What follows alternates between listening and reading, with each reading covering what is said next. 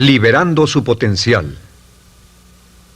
Hablando de potencial humano, ¿alguna vez se han preguntado a qué se debe la gran disparidad de resultados y desempeño entre una persona y otra?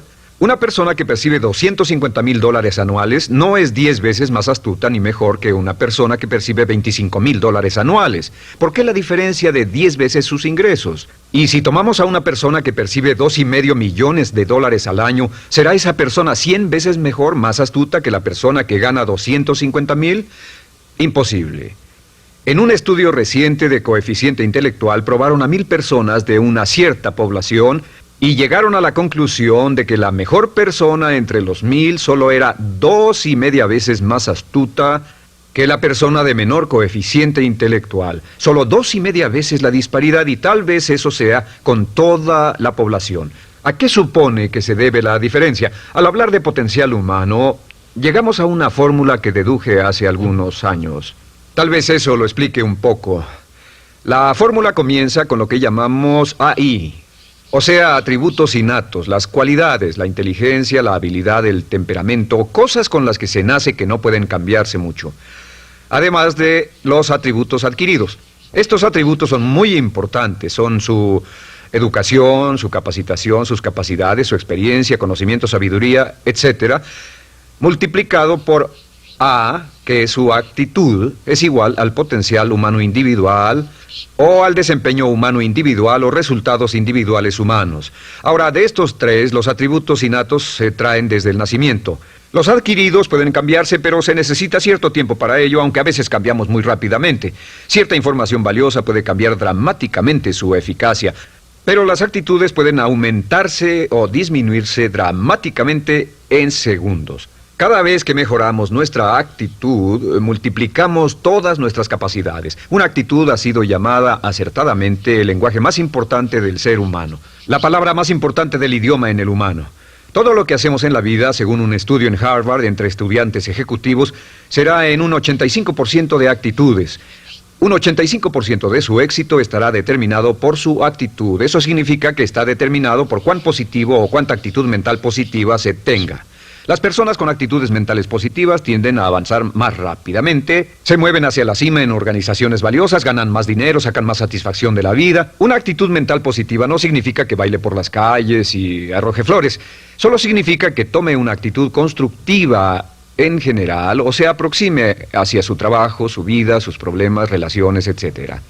Según el informe Cox de las empresas americanas, según la revista Success, un 85% o más de todo lo que se logra se debe a la actitud. Y la pregunta es, ¿de dónde vienen las actitudes? Las actitudes vienen de las expectativas. Muy simple, ya hablamos de eso. Y una forma muy poderosa de mejorar su actitud instantáneamente es decir, aunque no lo crea, pienso que algo maravilloso va a ocurrirme hoy. Como dijimos antes, nuestras expectativas sobre los desenlaces determinan nuestra actitud. Si espera que las cosas salgan bien, tendrá una actitud positiva. Si espera que salgan mal, tendrá una actitud negativa. Y lo maravilloso es que podemos fabricar nuestras expectativas. Podemos esperar lo que deseamos. Podemos esperar cosas buenas, cosas malas, y no nos decepcionaremos. ¿De dónde surgen nuestras expectativas? Nuestras expectativas surgen de nuestras creencias y de nuestros valores. Son el centro de los factores motivacionales de nuestra personalidad, nuestras creencias. Y esto nos conduce a un entendimiento del potencial humano. Significa básicamente que nuestra actitud es una expresión externa de lo que está ocurriendo internamente. Y esto es consistente con las leyes mentales. Con respecto a las creencias, cada uno de nosotros tiene muchas creencias en el fondo que los psicólogos llaman los conceptos propios. El concepto propio, o su descubrimiento, es considerado por muchos como el logro único y más importante para comprender el desempeño humano en el siglo XX. Yo estoy de acuerdo. El concepto propio es como, si queremos usar una analogía militar, el centro de mando. O si queremos usar una analogía técnica, es el programa central de su computadora básica.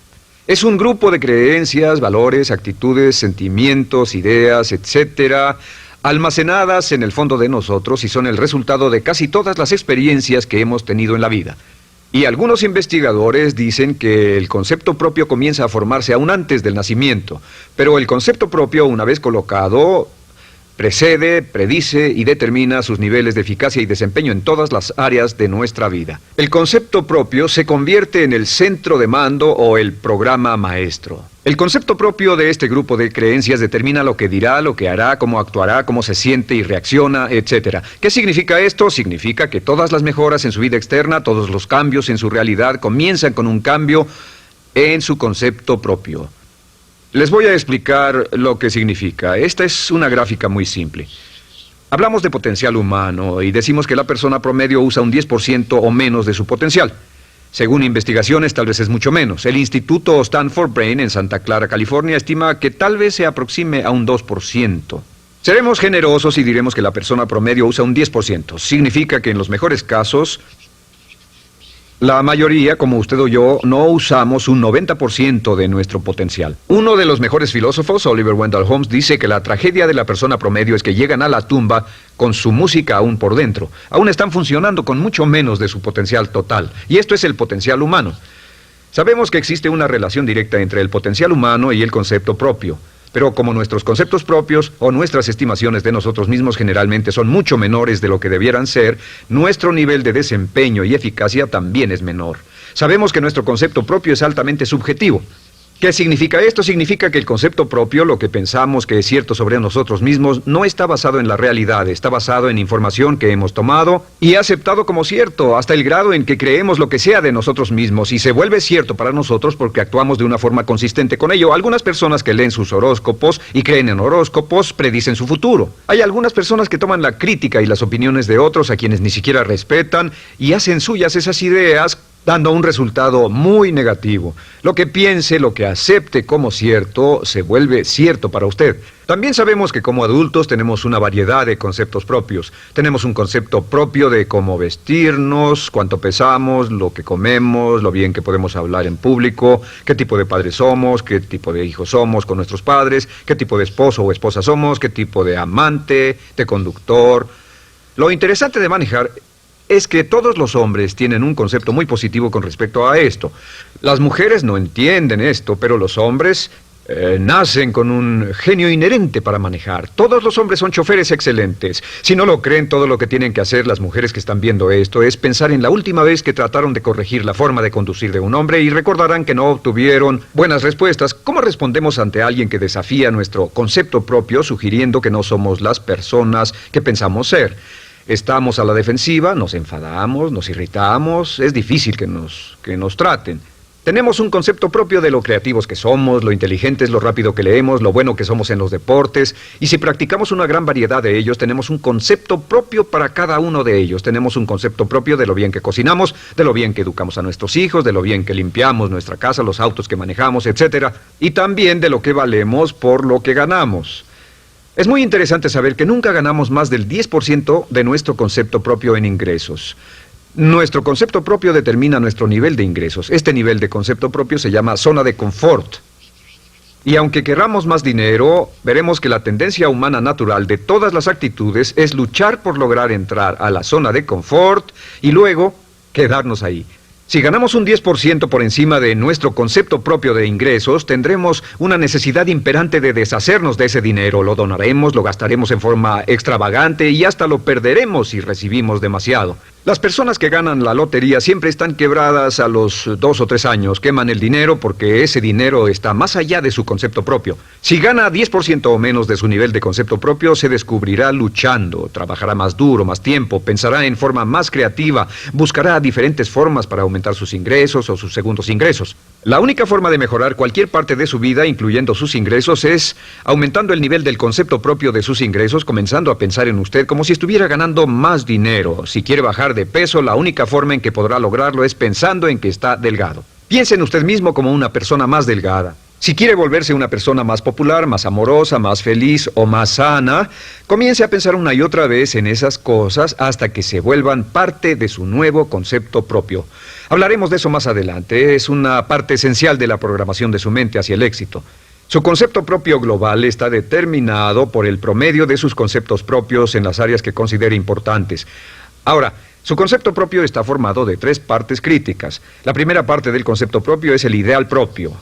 El ideal propio es la persona que más desearía ser, es su idea de lo que constituye un ganador, es su visión ideal de lo mejor que puede ser usted.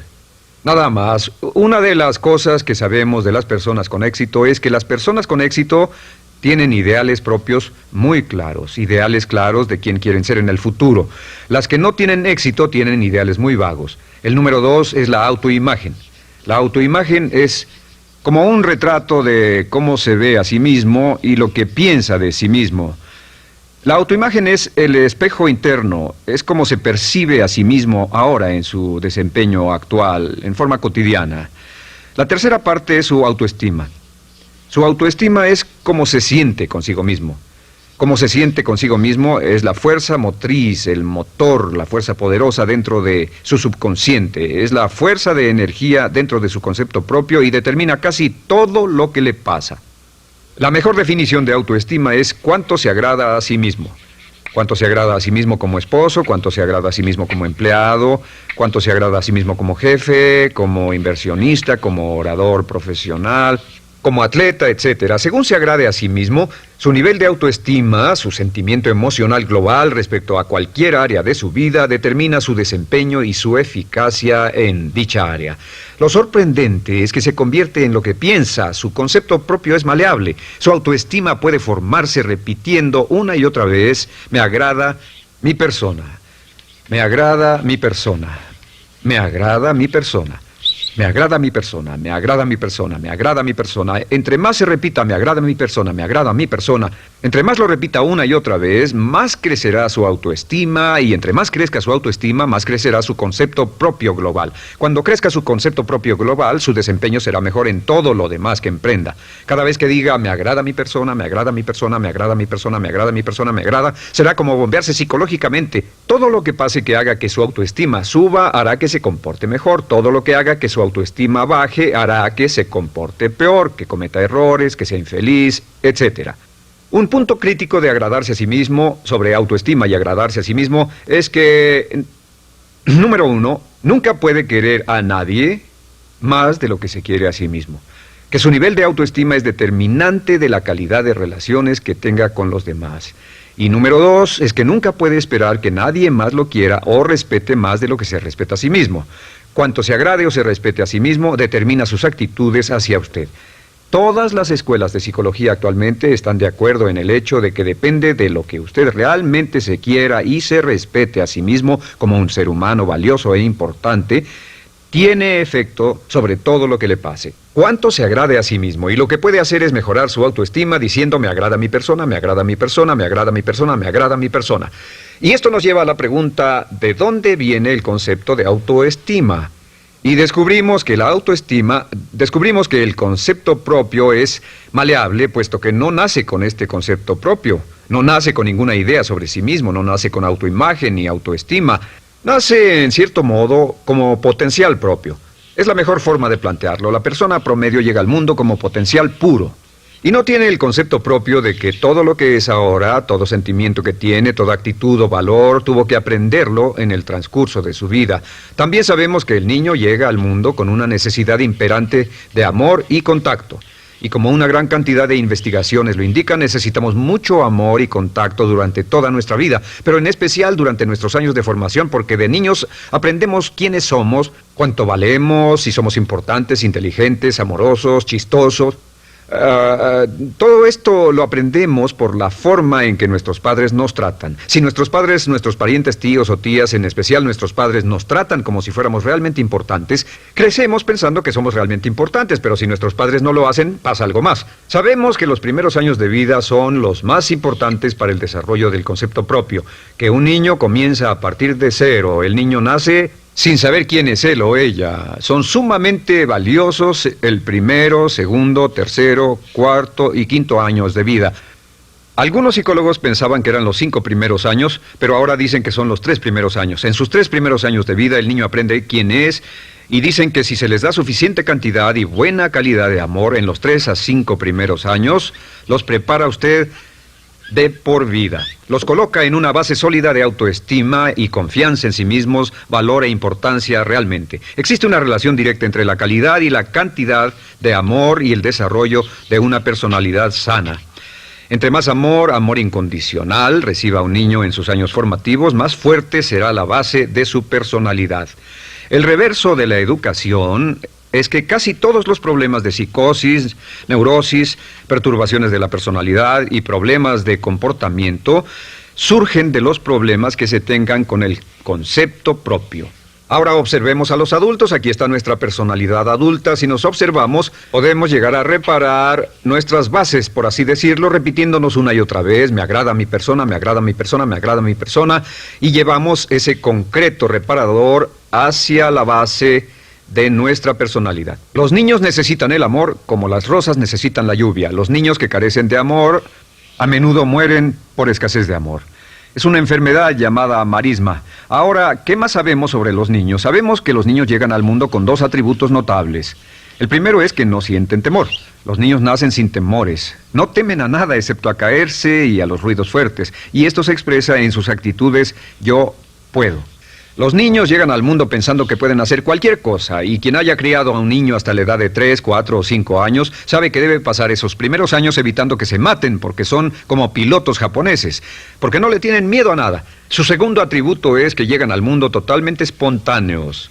Dicen lo que quieren, hacen lo que quieren, son totalmente desinhibidos. Totalmente. Ellos no temen hacer nada de lo que desean, y esto se expresa en su actitud: no quiero. No tengo que hacerlo. Si ha tratado de controlar a un niño, lo habrá visto. Lo primero que dicen cuando comienza a darle órdenes, lo primero que aprenden es: no tengo que hacerlo. Claro, a veces cambiamos sus mentes de una u otra forma, pero estos son los dos atributos con los que los niños llegan al mundo. Llegan al mundo sin temores y desinhibidos. ¿Qué significa esto? Significa que nuestro derecho innato natural es no ser temerosos y ser desinhibidos. Y solo cuando podemos crear la misma situación en nuestra vida adulta, cuando no tememos y somos desinhibidos, nos sentimos a gusto con nosotros mismos. Las mejores organizaciones, las mejores compañías son las que crean un ambiente donde nos sentimos sin temores y sin reservas para ser nosotros mismos y para hacer lo mejor de nosotros. Al crecer descubrimos que los niños aprenden de dos maneras. La primera es por imitación. Imitan a uno o a ambos padres, en especial al padre dominante. Algunas veces el padre dominante cambiará cuando crezca el niño, y a veces los niños imitan al padre, a veces a la madre, pero aprenden por imitación. Muchas características y hábitos que tenemos como adultos los aprendimos de nuestros padres. ¿Alguna vez ha tenido la oportunidad, ha tenido la ocasión de gritarle o reñirle a uno de sus hijos? Verá que le dice las mismas cosas que le dijo su padre a usted cuando era niño. Así que imitamos. A veces imitamos su caminar, a veces su forma de hablar, a veces imitamos sus valores, sus creencias, etcétera, aunque esos valores y esas creencias no tengan ningún valor. ¿Por qué? Porque nuestros padres eran así cuando nosotros éramos niños. La segunda forma en que aprendemos es pasando de la incomodidad, lo que no se siente bien, hacia la comodidad. Freud llamó a esto el principio del placer. O sea que nos movemos hacia aquello que nos hace sentir cómodos, lo que nos da placer, lo que nos hace sentir bien con nosotros. Nos movemos de la incomodidad hacia la comodidad.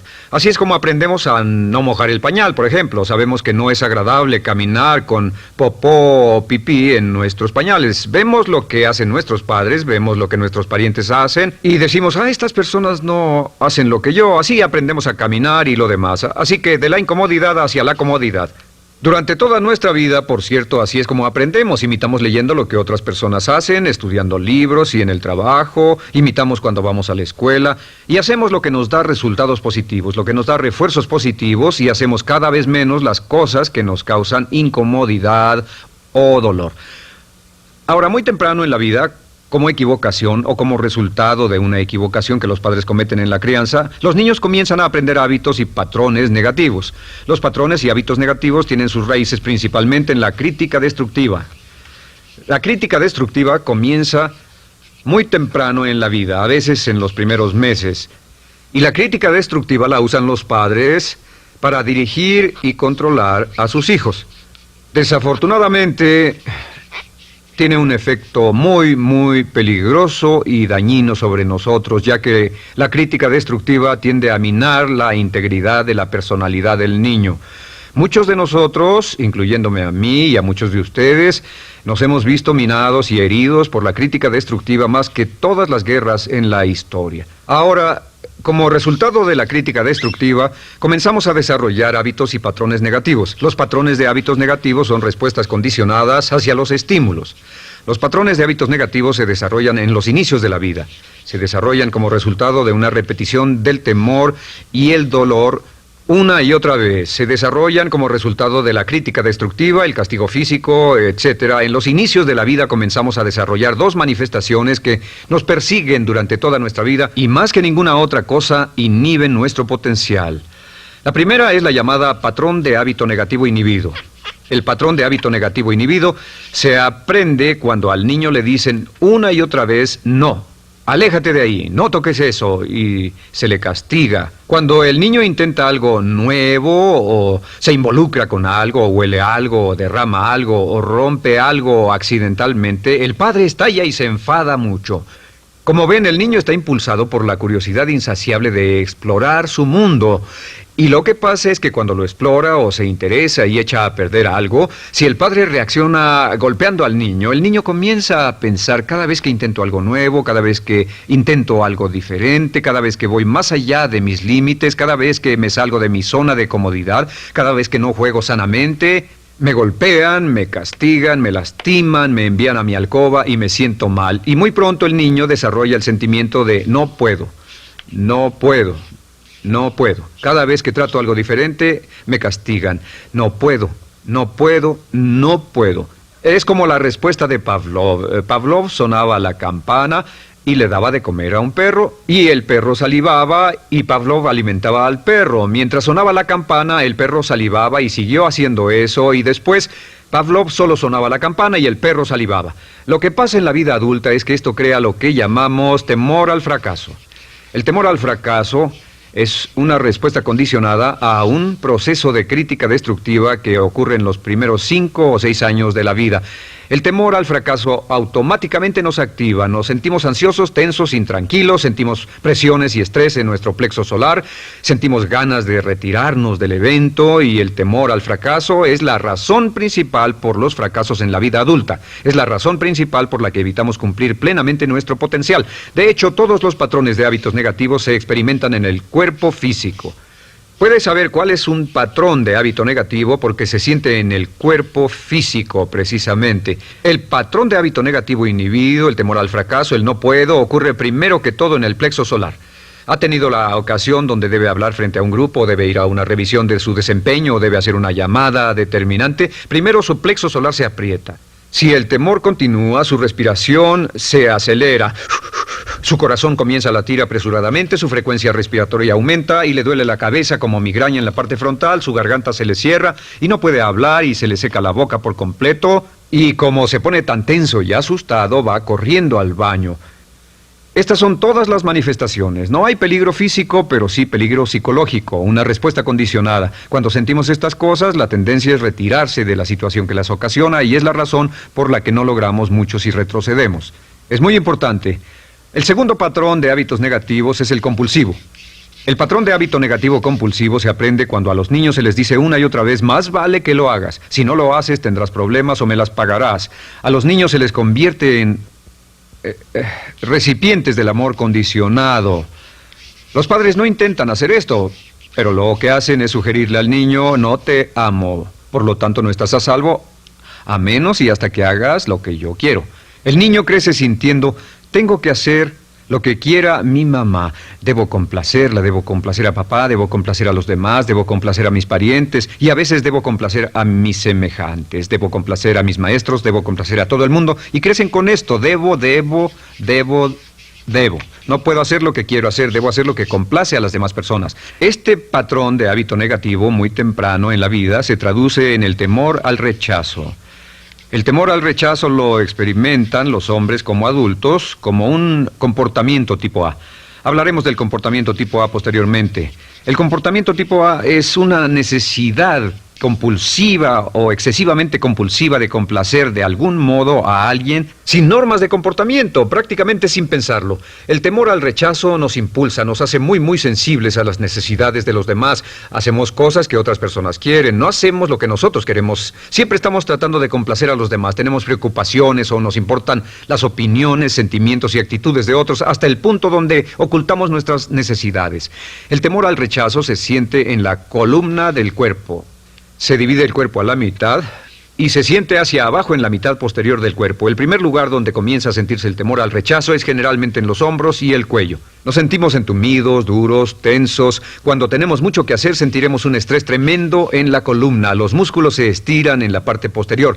A veces se manifestará como flebitis y venas varicosas y a menudo nos darán dolores de cabeza en la parte posterior de esta porque las arterias carótidas que llevan la sangre hasta la cabeza, los músculos a su alrededor se contraen y la cantidad de sangre que fluye hacia la cabeza fluye más lentamente y se siente un terrible dolor de cabeza en la parte posterior. Estos dos temores, los patrones de hábitos negativos compulsivos, el compulsivo y el inhibitorio, son resultado de la crítica destructiva, el gran destructor de la personalidad que nos persigue durante toda la vida. Y lo maravilloso de todo esto es que como son patrones de hábitos aprendidos, podemos olvidarlos. Podemos acabar con el temor al fracaso que nos detiene. Podemos acabar con el temor al rechazo que hace que hagamos cosas que complacen a los demás en vez de complacernos a nosotros, trabajando con nuestra propia autoestima. Porque existe una relación inversa entre la autoestima y el patrón de hábitos negativos. Porque entre más se agrade a sí mismo, menos teme al fracaso. Entre más se agrade a sí mismo, menos teme al rechazo. Entre más se agrade a sí mismo, menos temerá a cualquier cosa. Y si sigue repitiendo, me agrada mi persona, me agrada mi persona, me agrada mi persona una y otra vez, si sigue diciendo esto, con el tiempo su autoestima sube más y más y más y más y sus temores desde luego bajan. Cuando su autoestima sube, sus temores van en dirección opuesta. Ahora, ¿cómo enfrentar la crítica destructiva si debe criticar a otras personas? Pues eso es muy simple. Muchos padres nos han preguntado eso. ¿Cómo se controla a los niños? Una de las claves para controlar a los niños es dirigirlos para que hagan algo constructivo en lugar de hacer algo destructivo. Otra cosa que debe recordarse es que lo que quiere hacer es que quiere dar una crítica informativa, crítica constructiva, lo que significa que se les dice a los niños lo que pueden hacer o a los adultos lo que pueden hacer mejor. Todo el propósito de dar retroalimentación de cualquier tipo es mejorar el desempeño. Si es padre o si es jefe o si es una persona en una relación, si una persona está haciendo algo malo o inadecuado, todo el propósito de darles cualquier tipo de retroalimentación es para que puedan hacerlo mejor. Sin embargo, existe una relación directa entre la autoestima y la crítica destructiva. Cada vez que se critica a una persona, su autoestima baja. Y cada vez que su autoestima baja, su habilidad para desempeñarse baja. Si critica a una persona en forma destructiva demasiado tiempo, llegará a un punto donde no intentarán nada. Se convierte en lo que llamamos hipersensible. Un adulto hipersensible es aquel que no puede aceptar críticas de nadie. Un adulto hipersensible es una persona que está muy tensa, ansiosa, si siquiera sugiere que no está haciendo lo correcto. Si trata con un adulto hipersensible, la clave es sentarlo y recordar 4 cosas. Número 1, comenzar con alabanzas. Número 2, proteja la autoestima de la persona a toda costa. Número 3, discuta el desempeño y no a la persona. Hable del comportamiento más que de la persona. Y número 4 es enfocarse hacia el futuro en vez de en el pasado. Enfóquese hacia lo que va a hacerse en forma diferente en el futuro en vez de lo que pasó en el pasado. ¿Por qué? Una razón muy simple, porque una persona no puede controlar el pasado. Al no poder controlar el pasado, cualquier crítica de lo que han hecho en el pasado les da un estrés tremendo y frustración. Así que, en resumen, la clave del éxito en la vida es una actitud mental positiva. Una actitud mental positiva se basa en expectativas de éxito, de una serie de expectativas positivas. Esa serie de expectativas positivas se basa en sus creencias y en su concepto de sí mismo. El centro de su concepto propio que determina su eficacia en la vida es su autoestima, y su autoestima se mide por cuanto se valore a sí mismo. Las dos cosas que nos frenan más que nada son el temor al fracaso y el temor al rechazo. Y uno de nuestros secretos centrales de éxito es este: Conviértase en un organismo generador de autoestima perpetua. Haga continuamente cosas para usted mismo, hacia sí mismo en su vida, que hagan que se agrade a sí mismo, que se ame, que se acepte, que se respete, que hagan que se sienta fantástico con usted mismo. Si es un jefe o un padre, no olvide que la clave para el máximo desempeño en su hogar y en su trabajo es hacer que las personas se sientan maravillosamente consigo mismas. Entre mejor se sienta consigo mismo y más se agrade, más probable será que logre que las personas a su alrededor lo quieran, lo acepten, lo respeten, se respeten.